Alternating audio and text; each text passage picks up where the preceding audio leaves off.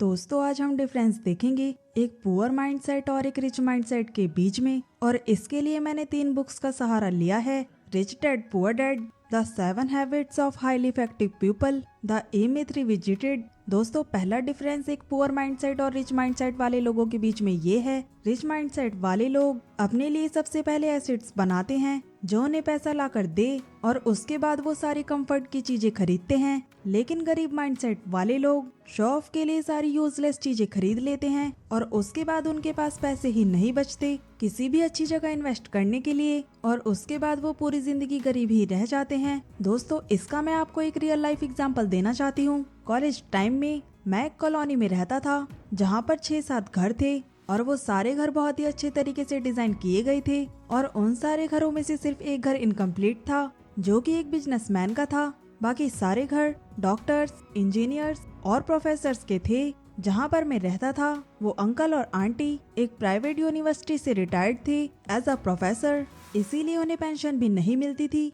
जब मैं पहली बार उनके घर गया था तो मुझे लगा था कि वो बहुत ही रिच है। उनके घर से लेकर एंटायर डिजाइनिंग और फर्नीचर एकदम परफेक्ट थे। मैं उनके फर्स्ट फ्लोर पर एक रूम में रहता था। मैंने कुछ नोटिस किया, अंकल और आंटी की बहुत बहस होती थी पैसों के रिगार्डिंग। कोई भी एक्सेस खर्चा उनके बीच में टेंशन क्रिएट कर देता था। एक बार मैं अंकल के साथ उनकी बालकनी में बैठा था तो मैंने उनसे कहा, आपके साथ वाले पड़ोसी ने शायद अपना घर कंप्लीट नहीं किया है। तो इस पर उन्होंने कहा, हाँ वो बहुत ही कंजूस है, कार भी एक नॉर्मल सी रखी है और बस एक ही फ्लोर बनाया है, और इनकी वजह से हमारी कॉलोनी भी अच्छी नहीं दिखती। पता नहीं क्यों पैसे खर्चते ही नहीं हैं। थोड़े महीनों के बाद मैं वहाँ से शिफ्ट हो गया था तो एक बार मुझे अंकल का कॉल आया और उन्होंने मुझसे बोला, अगर आपका कोई फ्रेंड है पीजी के लिए तो हमारे यहाँ पर वैकेंसी है, आप उन्हें हमारे यहाँ के लिए रेकमेंड कर दीजिए। मैंने कहा, हाँ ओके अंकल। लेकिन मुझे ये बात बहुत ही अजीब लगी कि उन्होंने मुझे अगले ही दिन दोबारा कॉल कर दिया और उन्होंने मुझसे कहा कि क्या आपने अपने किसी फ्रेंड से पूछा। मैंने कहा हाँ, पर वो कह रहे हैं कि आपका पीजी काफी कॉस्टली है। तो उन्होंने कहा, वो तो होगा ही, हम इतनी फैसिलिटीज जो प्रोवाइड कर रहे हैं। और अगले ही दिन उनका फिर से मेरे पास कॉल आ गया और उन्होंने कहा, हम अपना प्राइस कम करने के लिए तैयार हैं, आप अपने फ्रेंड को यहाँ पर भेज दीजिए। लेकिन एक्चुअल में मेरी फ्रेंड के लिए वो प्राइस भी बहुत ज्यादा था और वो वहाँ नहीं गए। और जब मैंने इस स्टोरी को रिच डैड पुअर डैड की बुक थ्योरी के साथ कंपेयर किया, मैंने ऑब्जर्व किया कि वहाँ पर सिर्फ एक बिजनेसमैन का ही घर था जिसका सिर्फ एक फ्लोर ही बना हुआ था, और 1-1.5 साल के बाद उस कॉलोनी में वही घर सबसे बड़ा था। उन्होंने 3 फ्लोर्स बना दिए थे और वो बहुत ही सुंदर बनाया था। सेकंड, अंकल ने होंडा सिटी रखी थी पर वो ट्रैवल के लिए स्कूटर यूज करते थे। हो सकता है कि वो पैसा बचाने के लिए ऐसा करते हो, लेकिन मैं ये जानता था कि बाहर से वो बेशक बहुत ही अमीर दिख रहे हो, लेकिन अंदर से उनके पास पैसों की कमी थी, जिसकी वजह से उनके और उनकी वाइफ के बीच में काफी ज्यादा बहस भी होती थी। और दोस्तों पुअर माइंडसेट वाले लोग ऐसी ही गलती करते हैं। सैलरी 15,000 की होगी लेकिन आईफोन 50,000 का ले लेंगे। जितनी उनकी रिक्वायरमेंट है उससे बहुत बड़ी गाड़ी लोन पर ले लेंगे, 10-10 हजार की जीन्स ले लेंगे, शूज ले लेंगे। लेकिन अमीर मेंटेलिटी वाले लोग उस चीज को कैलकुलेट करते हैं कि कोई भी चीज उन्हें कितनी वैल्यू प्रोवाइड कर सकती है और वो तभी उसके लिए पे भी करते हैं। नेक्स्ट पॉइंट कहता है कि अमीर मेंटेलिटी वाले लोग सबसे पहले खुद को पे करते हैं, उसके बाद फिर वो किसी और को पे करते हैं। दोस्तों आप में से कई सारे लोगों ने rich dad poor dad book तो पढ़ी होगी, लेकिन बहुत ही कम ऐसे लोगों को रॉबर्ट कियोसाकी और उनकी वाइफ किम कियोसाकी की एक्चुअल स्टोरी पता होगी। इन दोनों की शादी से पहले रॉबर्ट बहुत ही ज्यादा उधार पर थे। ये दोनों चाहते थे कि ये लाइफ में इम्प्रूव करें, पर इनकी मंथली सैलरी से ज्यादा इनकी मंथली लोन की इंस्टॉलमेंट थी जो उन्हें पे करनी पड़ती थी। लेकिन रॉबर्ट कियोसाकी को अपने रिच डैड के सारे प्रिंसिपल्स याद थे जिन्होंने कहा था कि अपने आप को सबसे पहले पे करो। इसीलिए रॉबर्ट कियोसाकी कहते हैं कि हम अपनी सैलरी में से हमेशा 20% सेव करते थे, चाहे उधार वाले लोगों से कितना ही प्रेशर क्यों ना आ रहा हो। उस प्रेशर को हम एज अ मोटिवेशन यूटिलाइज करते थे और एक्स्ट्रा काम करके इंस्टॉलमेंट के लिए पैसा इकट्ठा करते थे, क्योंकि ये जानते थे कि अगर ये पहले उधार देना शुरू कर देंगे और अपने लिए कुछ भी सेव नहीं करेंगे तो ये कभी भी अमीर नहीं बन पाएंगे। और बाद में इन्होंने अपने सेव किए पैसों से ही बाकी इन्वेस्टमेंट की और फाइनली ये मिलियनियर बन गए। दोस्तों हम में से मैक्सिमम लोग यही गलती करते हैं कि हम सब ये सोचते हैं कि हम पहले साल अपना उधार चुकाएंगे और उसके बाद हम सेविंग करना शुरू करेंगे, या फिर हमारी सैलरी का जितना पोर्शन बचेगा उसके बाद हम सेविंग करना शुरू करेंगे। लेकिन ये सीक्वेंस बहुत ही मैटर करता है। इवन वॉरेन बफेट भी बोलते हैं कि पहले पैसे सेव करो, उसके बाद बाकी के सारे खर्चे करो। आप मान के चलो कि आपकी सैलरी ही कम है, आप अपनी सैलरी का मिनिमम 20% सेव करो। बस सेविंग ही आपको अमीर नहीं बनाएगी, आपको उन सेव किए हुए पैसों को इन्वेस्ट करना होगा लॉजिकली। लेकिन ये पहला और सबसे जरूरी स्टेप है अमीरी की तरफ। नेक्स्ट पॉइंट में कहते हैं कि अमीर मेंटेलिटी वाले लोग अपनी स्किल्स को पूरी जिंदगी भर इम्प्रूव करते रहते हैं। इसी प्रिंसिपल को 7 habits of highly effective people book में शार्प एंड द शो के नाम से भी बताया गया है। क्या आपने कभी ये नोटिस किया है कि बहुत ही कॉस्टली प्रोडक्ट की एडवर्टाइजमेंट कभी भी टीवी में नहीं दिखाई जाती है? कभी भी फरारी वाले टीवी में एडवर्टाइजमेंट करा के ये नहीं बोलेंगे कि आप उनसे फरारी खरीदो। ना ही कोई हेलीकॉप्टर की कंपनी, ना ही कोई प्राइवेट जेट की कंपनी आपको अपना प्रोडक्ट दिखाने के लिए पैसे खर्च करेगी। लेकिन अब सवाल आता है कि ऐसा क्यों है?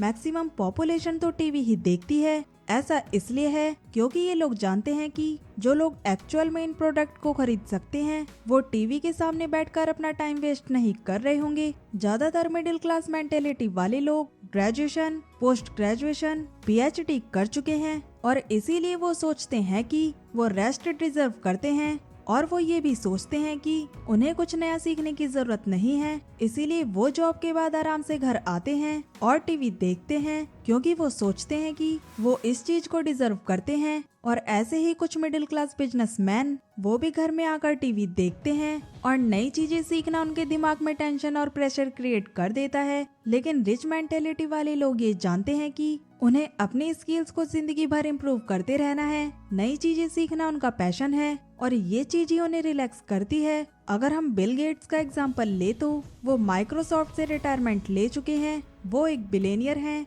और उन्हें कुछ करने की जरूरत नहीं है, लेकिन वो फिर भी हर वक्त नई नई बुक्स पढ़ते रहते हैं और अपनी बुक्स के बनाए गए नोट्स को GetSnote.com पर डालते हैं। ये एक रिच मेंटेलिटी का परफेक्ट एग्जाम्पल है क्योंकि रिटायरमेंट के बावजूद बिल गेट्स अपनी वाइफ मेलिंडा के साथ मिलकर एक फाउंडेशन चलाते हैं जिससे वो पूरी दुनिया की हेल्थ से रिलेटेड प्रॉब्लम में कंट्रीब्यूट कर रहे हैं। हम में से बहुत कम लोग जानते हैं पर इंडिया की हेल्थ प्रोग्राम्स में इनकी फाउंडेशन ने बहुत ज्यादा कंट्रीब्यूट किया है। दोस्तों नेक्स्ट पॉइंट कहता है कि आउटसोर्स। मैक्सिमम लोगों की जब जॉब लगती है तो वो ये कहते हैं कि भाई अब तो लाइफ सेट है। मतलब उनका इनडायरेक्टली कहने का मतलब ये है कि अब वो अपनी लाइफ में ग्रो करना नहीं चाहते। मैं इसी जॉब में रहूंगा अब क्योंकि हम उसी जॉब में रहेंगे तो हमारी सैलरी भी इंक्रीमेंट होगी और प्रमोशन से ही बहुत प्रेडिक्टेबल मैनर में ग्रो करेगी, जिसका मतलब है कि अब हम इस स्कार्सिटी माइंडसेट में आ जाएंगे।